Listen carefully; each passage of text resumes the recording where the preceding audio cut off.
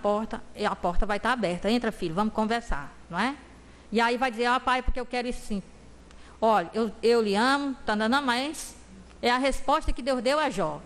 Olha, eu sei que o mal está aí, agiu em você, mas está tudo sob controle, filho. Vamos pensar o seguinte, olha, eu fiz as estrelas, olha as constelações como são lindas. Aí Jó vai olhar as constelações, a ursa maior, não sei o quê, esquece do próprio sofrimento. Deus não explicou porque que ele estava sofrendo. Mas filho, olha, toda essa grandeza aí, você está preocupado com essa coisa pequenininha de uma unha encravada, faz favor, não é? Você está fazendo tempestade em copo d'água. Né? Então, quer dizer, vai estar ali o pai amoroso, não vai te explicar as coisas, porque não vai entrar mesmo na sua cabeça. Não é? Então, não vai ter explicações. Nós temos que saber que há um limite cognitivo para o ser humano. O ser humano não é Deus. É lamentável dizer isso. Eu não sou Deus. É uma coisa frustrante essa expressão. Mas é verdade. Não dá para eu saber tudo. Eu queria que tudo coubesse na minha cabeça, mas não dá. Há um limite cognitivo. Não é? Então, não dá para entender a ação de Deus. Não dá. Então, o negócio que se faz, eu não estou entendendo nada, mas eu te amo, estou aqui, vamos lá, vamos com essa. É assim que a gente diz, né?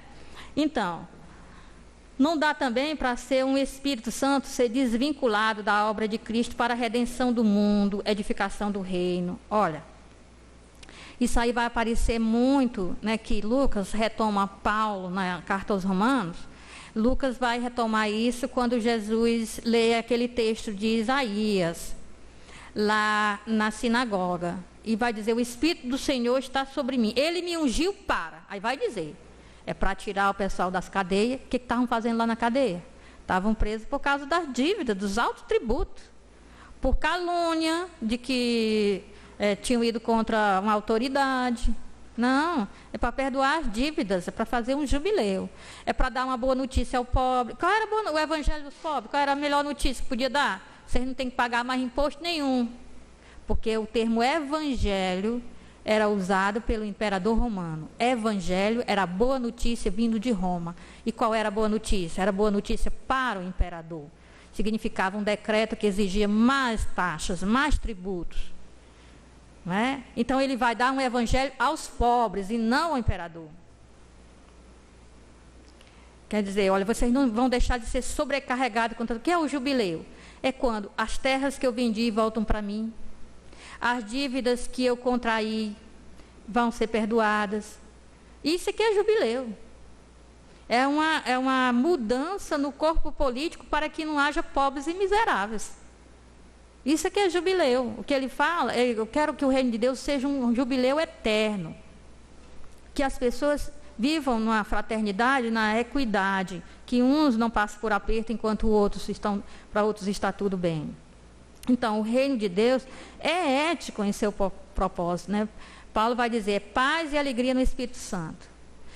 Shalom, para quem é do contexto hebraico, também quer dizer dívidas pagas. Então, até brincava com a Paula, que é do Shalom, né, português. Ela foi nossa colega lá na Faculdade Católica e ela veio com a medalha escrito Shalom e foi falar com o professor dizendo assim, professor, olha, eu não pude terminar o trabalho, então hoje é o último dia, me desculpe. Aliás, hoje é o último dia do pessoal da noite me entregar o trabalho, certo? Aí disseram, professor, não terminei o trabalho, hoje é o último dia, mas eu queria pedir ao senhor para entregar na próxima aula. Aí ele disse assim, então tira o colar do pescoço. Viu? Aí eu disse, Shalom quer dizer dívida paga, você está devendo a ele, você não está no Shalom não. Né? Porque Shalom quer dizer isso, é uma paz no sentido total, inclusive eu não tenho dívidas. Não estou com cartão de crédito quebrado. Porque quem está, não está em paz. A paz é tudo. Envolve também o econômico. Então, é uma coisa ética, é justiça, é paz e é alegria no Espírito Santo. Isso aqui é reino de Deus. E só é possível numa fraternidade universal. Porque senão você ou está triste, porque está sobrecarregado, tem que ver a época que isso estava acontecendo, ou não está em paz, né? Ou não vive num ambiente de justiça. Então, o reino tem propósitos éticos. Certo? Então, o Espírito, mesmo aqui já em Paulo, o Espírito que estava sobre Jesus e que está sobre os cristãos, é um Espírito que tem uma atividade que exige uma postura ética dos cristãos. Agora, veja só, o grande problema que nós temos na sociedade brasileira.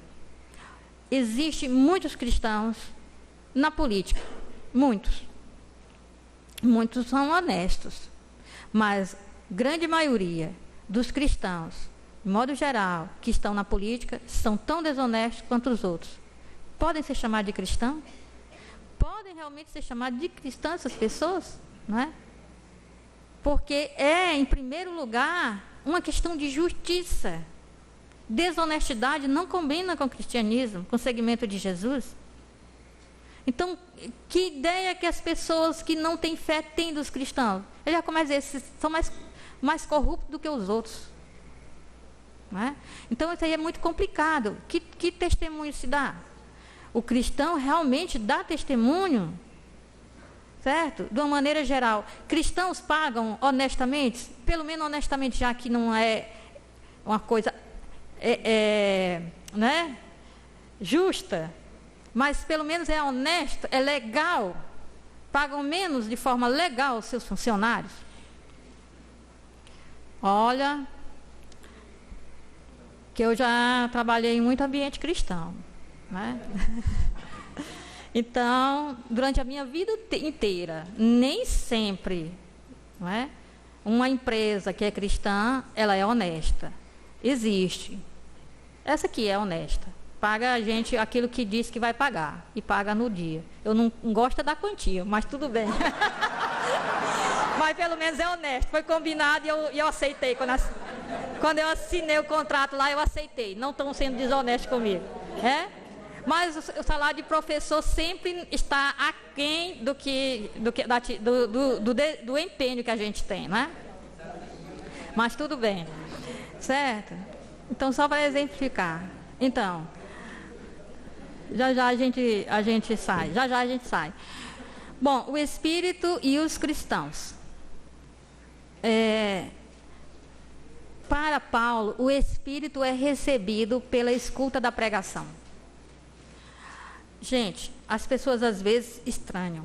Mas o Espírito não é recebido no batismo? Como é que o Espírito é recebido na escuta da pregação? Alguém chega, anuncia o querigma numa comunidade, numa cidade. As pessoas aderem. E aí? Elas receberam o Espírito e o batismo. Cadê o batismo? Olha, geralmente, quando Paulo fala no batismo, ele não está falando num rito com água. Só tem uma vez que ele diz assim, eu batizei fulano. Alguém pode ter insistido, né? E para não dizer que eu não batizei ninguém, eu batizei fulano. Mas Paulo mesmo, ele diz, eu não vim para batizar. Não fui chamado para batizar, entenda-se, em água. Né?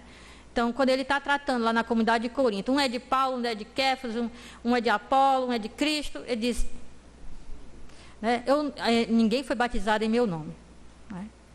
Certo? Então, veja, quando Paulo geralmente fala do batismo, ele está falando no mergulho na vida de Jesus.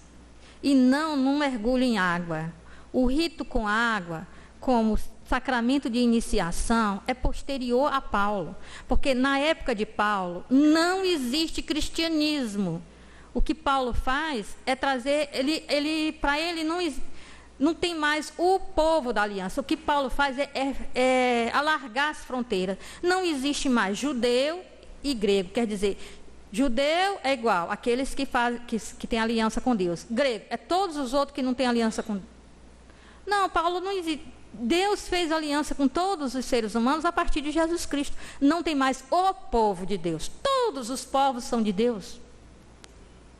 Não existe mais o escravo e o livre. Todos seguem Jesus Cristo. Tanto faz ser escravo e ser livre. Não existe mais homem nem mulher. Quer dizer, não há diferença nisso. Ritos próprios para homem, ritos próprios para mulher. Não há. Um tipo de religião para homem, um tipo de religião para mulher. Não há. Então, o que Paulo faz? Ele quer abolir os emblemas que os judeus, principalmente os judaizantes da época, tentam mostrar a distinção a partir de emblemas como o sábado, as leis de pureza, certo? Que os faz diferente, a circuncisão, que os faz diferente dos demais. E o que Paulo faz? Vamos parar com isso que nos faz diferente dos demais. E quem foi que disse que tem que se tornar primeiro judeu para seguir a Cristo? A aliança com Cristo é com todos. Fez aliança com Cristo? Pronto. Então, o que ele dizia? Ele entendia o batismo como um mergulho no mistério de Cristo, e não mergulho em água. Pode até ter um mergulho na água, se a pessoa insistir. Porque era rito tanto do proselitismo de Hilel, que tinha um batismo para aqueles que não queriam fazer circuncisão, quanto na comunidade de Qumran também tinha batismo em água. A pessoa quer um mergulho na água, porque ela entende que assim ela se purifica da vida passada dela, ok. Mas isso é irrisório. Até mesmo no Atos dos Apóstolos, que foi escrito muito tempo depois, o Cornélio, ele recebe o Espírito Santo pela pregação de Pedro, e não porque mergulhou em água. É um testemunho antigo disso, certo? Então, o anúncio da mensagem de Jesus, Paulo é que chama a mensagem de Jesus de evangelho. Paulo é o primeiro a chamar. Né? Chama a mensagem de Jesus de evangelho. Então, a boa notícia, as pessoas escutam aquela mensagem, aquela proclamação daquela boa notícia, que todos são filhos de Deus, aderindo a Jesus Cristo, os pecados estão perdoados, vida nova, uma vida diferente, filiação divina. As pessoas recebiam o Espírito ali. Quem já estava movendo as pessoas, aqueles que eram dóceis à ação do Espírito, aderiam àquela mensagem, aceitavam aquela mensagem. E naquela força do Espírito, eles eram planificados. Porque todo mundo já está dentro do ambiente do Espírito. Entende? Então, também o Espírito é que faz a gente confessar que Jesus é o Senhor. Não existe nenhuma lógica humana que me faça concluir, pelo que aconteceu com Jesus, que Jesus é o Senhor. Porque Quírios é o Senhor, Deus de Israel. Ou então é o imperador. Pagão chama Quírios o imperador romano. Judeu chama Quírios o Senhor, Adonai. Não é?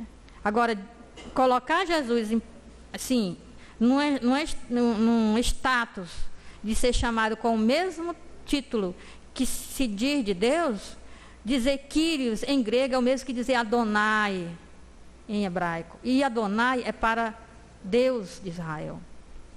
Então, não é uma lógica humana. Não é porque eu concluo, a partir de tudo que aconteceu com Cristo, que Ele é Senhor. Isso só o Espírito Santo me convence. Só Ele pode dizer. E quem tem o Espírito Santo diz que Ele é o Senhor, e quem não tem é que diz que Ele é um maldito. Então, para Paulo, todos os que dizem que Jesus é um maldito não estão na unção do Espírito. Por quê? Porque estão só na razão lógica. Ora, se a Torá diz que quem é suspenso no madeiro é maldito, e ele foi suspenso no madeiro, logo ele é maldito. Conclusão lógica. Está sem o Espírito, sem ação, não está movido pela ação do Espírito. Se tivesse, não partiria de uma conclusão lógica, partiria do que é loucura para os gregos e escândalo para os judeus. Diria, Ele é o Senhor. Não é? Então, a vida cristã é originada pelo Espírito Santo, está aí nas várias passagens. O início da vida cristã é sob a unção do Espírito Santo. Quando começa a vida cristã? Quando há uma unção do Espírito Santo. Aí sim, se o Espírito está agindo naquele que aderiu a Cristo, ele vai se conformar à vontade de Deus, nos seus limites, nas suas capacidades, mas vai se conformando à vontade de Deus, não é? Vai sendo um outro Cristo, um outro ungido, alguém que se conforma à vontade de Deus. Então, o Espírito Santo está aí. Agora, uma vez eu li um livro que, acho que é do Prado Flores, e de Evangelizar os Batizados. Não é? Interessante, porque são batizados, mas não são movidos pelo Espírito. Significa que não é simplesmente o fato de mergulhar alguém em água ou aspergir alguém com água dizendo aquelas palavras que torna alguém movido pelo Espírito. Tem gente que não sabe nem o que é isso. Ser orientado pelo Espírito, ser instruído pelo Espírito. Não tem noção do que seja isso. Certo? Mas para Paulo, olha, começa a vida cristã aí, quando as pessoas são movidas pelo Espírito. Então, os dons são dados pelo Espírito, conforme o Espírito decide. Então, não adianta eu pedir, me dê esse dom, me dê. Não adianta. Quem decide que dom eu vou ter é o Espírito Santo e já para um propósito, para colocar o dom a serviço. Então, os dons são dados pelo Espírito conforme lhe apraz. É o Espírito que decide, ninguém consegue dominar o Espírito Santo. Para um fim proveitoso. Não é? Então, eu tenho que fazer alguma coisa, ele me dá o dom para fazer aquela coisa. E essa coisa consiste, em último caso, na unidade do corpo. Então, vai dar dons diversificados. Não é? É interessante que, quando eu estava morando lá em Teresina, tinha uma jovem lá que cantava ruim pra caramba. Só conheço uma pessoa que cantava pior do que ela, eu. E aí, ela pediu a Deus que lhe desse o dom de cantar. E disse que o Espírito Santo deu o dom de cantar para ela. Então, o coordenador lá do grupo dela disse que era bom discernir melhor. Quando ela disse, olha, eu quero fazer parte do grupo de música. E ela veio falar comigo e eu sou uma porta. Então, eu chego e digo ali, né? Aí ela veio e disse assim, mas aí aconteceu isso. Eu disse assim, mas mulher também? Como é que tu quer cantar? Mas se tu não tem o dom de cantar? Ah, mas o Espírito Santo me disse que tem o dom de cantar. Eu digo, mas a prova que ele não te deu o dom de cantar é quando tu começa a cantar, que a gente sai correndo todo mundo. Então te conforma, não é? Olha, sabe o que é que você faz bem? Você é bom para a equipe de intercessão. Aí ela se ofendeu e eu não sabia. Ela não disse, mas que foi uma ferida profunda nela. Foi uma coisa assim extraordinária. Aí, bom, depois eu fiquei sabendo que ela tinha ido para outra igreja, não era mais católica. Aí, bom, e aí o tempo passou, aí eu fui lá de férias, ela foi me visitar. Aí eu disse, e aí, mulher, tu agora tá na outra igreja, né? Ela disse, tô. Eu disse assim, então. Aí ela foi, não, eu queria conversar com você sobre uma coisa que nós já conversamos num passado, aí eu não sei quantos anos atrás. Eu não me lembro do que a pessoa me fez ontem, eu não me lembro do que a pessoa me fez hoje de manhã. Eu fico com raiva durante 5 minutos e aí a coisa apaga na minha cabeça. Então, como é que eu vou lembrar o que eu fiz com alguém da não sei quantos anos atrás? Mas ela me contou, então agora eu me lembro. Então, ela disse, e aí eu fiquei muito magoada com aquilo. Eu disse, mas foi por isso que você foi para a igreja evangélica? Ela disse, não foi. Mas, essa aqui é a saideira antes do intervalo, tá? Mas, eu fui para outra igreja e lá aconteceu uma coisa. Eu fui e disse para o pastor que eu queria fazer parte do grupo de canto, né, que o Espírito Santo tinha me dado o dom de cantar. Aí o pastor disse o seguinte, olha, nós vamos fazer o seguinte, certas coisas o Espírito decide através da igreja. O pastor foi inteligente, não foi igual a mim, não. Aí disse, vamos todos orar, colocar as mãos, aí colocar as mãos sobre minha igreja inteira. Aí o Espírito Santo falou, através de profecia. Aí eu disse, e o que foi que ele falou? Eu fiquei curiosa, né? Não acredito que o Espírito Santo disse que ela podia cantar. Eu fiquei querendo saber o resultado da coisa. Aí ela disse assim, o Espírito Santo falou através de uma profecia. Minha filha, o melhor para você é participar da intercessão. Essa é a saideira. Vamos para o intervalo.